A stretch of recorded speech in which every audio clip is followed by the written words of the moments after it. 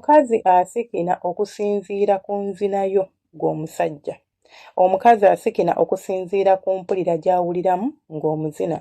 Omukazi asikina okusinziira ku nkwata gy'omukwatamu. Abakazi abasikina ebyaddala benjogerako sigamba bano abali ku bikwate, sigamba bano abaagala okusensa abaami baabwe.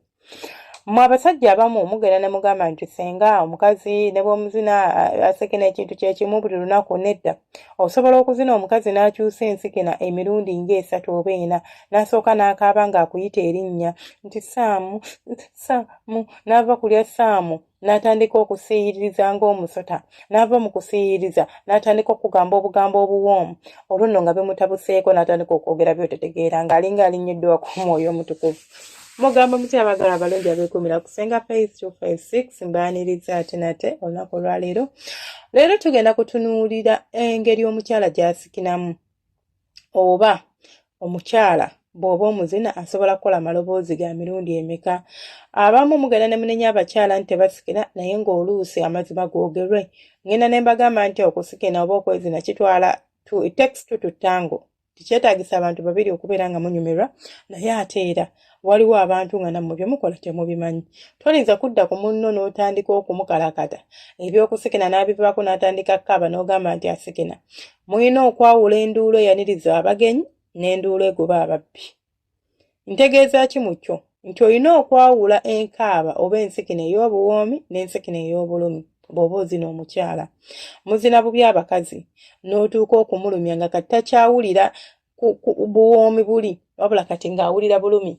Naye nga mukazi wattu ali mu bulumi, ali awo, gwe weeyongera bweyongezi mu maaso tozikiza olinga agamba alina kyasasulira kye yakuliddeko, oba nti bulijjo akulumya nti kati kenkufunye kankufiireko ki bufiizi.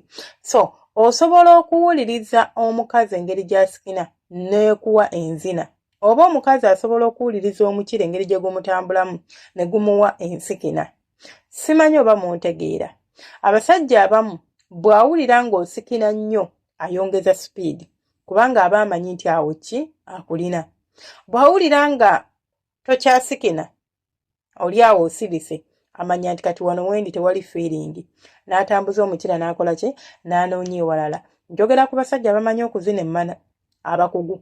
Naye abasajja omusanga ng'ali mu munne yeefunugula, nkiyita kwefunugula, yeefunugula oli tavaamu yadde eddoboozi. Waliwo okuba nga tavaamu ddoboozi naye nga bw'omutunuulira omubiri gureactinga, naye nga n'omubiri tegureactinga, naye gwe n'oteefubaako gamba kamunoonyeeko, kamukube ku lugalo, kankyuseemu ka sitayiro wa gwe n'ogamba kasita guli munda nze kanjire byange. Bwe naatuuka okumala n'akola ki n'aba mmaze.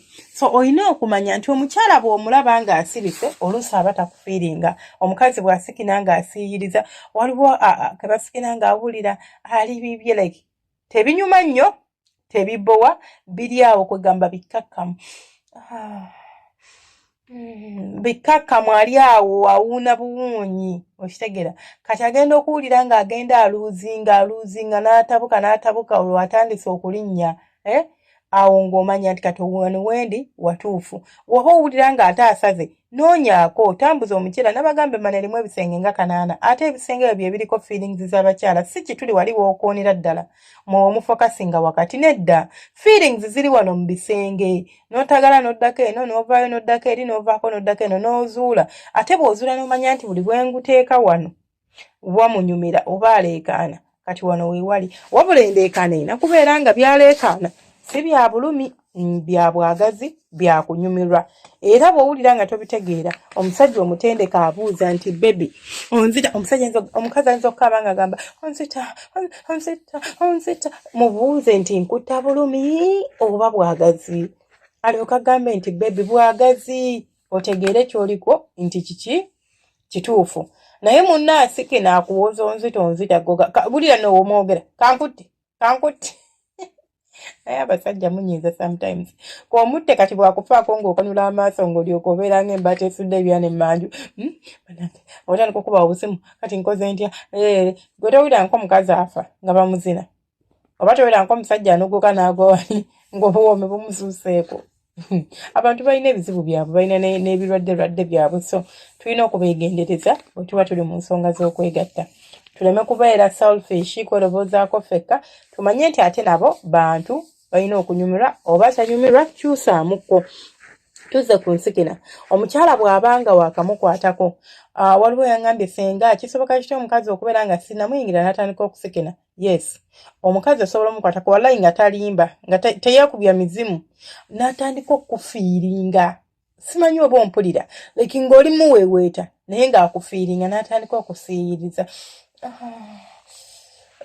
Naye nga tonnamuyingira, naye ng'asiiyiriza mu ngeri bw'etyo kubanga oli muweeweeta, akufiiringa oba akuwulira, arespondinga eri takyo, oba ke kamu ku kabonero k'osobola okutumya n'omanya nti omukazi, yes, ndi ku right track, ono omukyala ndimu. Ekyo oluusi kitera okubeerawo singa omukazi omusanga ali mu muudu ng'ayagala. Omukyala w'aba tali mu muudu, aba muzibuzibu wa kubeera ng'okola ki? Ng'okwasaganya. Naye omukyala bw'omusanga ng'olwedda abadde mu muudu ng'ayagala, kigenda kwanguyira. Naye bw'omusanga nga muudu yakunoonya, kyova olaba mbagamba omukyala muweeki, muwe akadde. Osobola okusooka n'omuromansi nga ng'olaba tazza muliro, naye ogenda okulaba ng'atandise okusiiyiriza, atandise okwenyogootola, atandise okuweeweeta, ng'olyoka omanya nti kati ntandise okukola ki? Omuliro gutandise okubaka. Naye omusajja ajja ku mukazi n'amunywegera, amunywegera eddakiika ze 2 ng'amunywegedde bunywegedde, talina kyakoze, talina waakutte, talina kyakoze. Olumala ng'asumulula empale, ng'anoonya omukira we guyingira, ng'atandika kuzina mmana. Emmana eyo gye mulaba eyina like obugazi bwayo bwebeerako bwemaintaininga. Omukyala bw'ayima like muscles zirelaxinga, bwe zirelaxinga emmana n'etandika okucontractinga, like n'etandika okugaziwa mpola mpola like gradually omuyimo gye gugenda gulinnya n'emmana gyeyongera okuta. Oba otegeera, oba ontegedde bulungi, okuta oba kankiyita okugaziwamu oba okweta, n'obeera nga kikuwa kye tuyita is a penetration, oba ng'osobola okumuyingira mu bulungi oba mu bwangu nga tobulafuubanye. Naye kati bw'olwashinga n'omuyingira ng'abadde tannaba, by'osanga nga biruma, by'osanga nga tebinyuma, by'osanga nga akaze bukyali, by'osanga nga tebigatta, n'okusikina nga teri.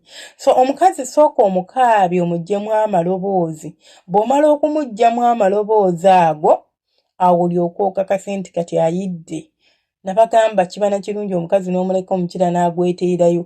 Kubanga bw'aba ng'omuweeweese bulungi, yagweterayo takulinda nakulinda nti gunoonya. Ajja gukwata agwesonseke bulungi nnyo, kubanga aba awulira kyayagala ku ssaawa eyo. Then, mulekeraawo ebintu by'okubeera ng'omuntu omugwira bugwizi, oyagala nti ate asikine, ate nga ne byasikina kyova olaba basikinira ebitaliiyo, ne babalimbalimba, ne babakubisa, ne beekubya emizimu mu ne mulobooza nti maama musajja wattu okoze nnyo.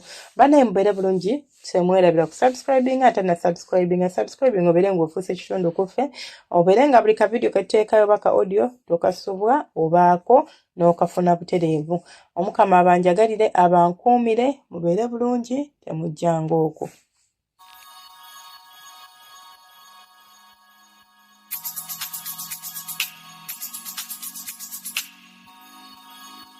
Yeah.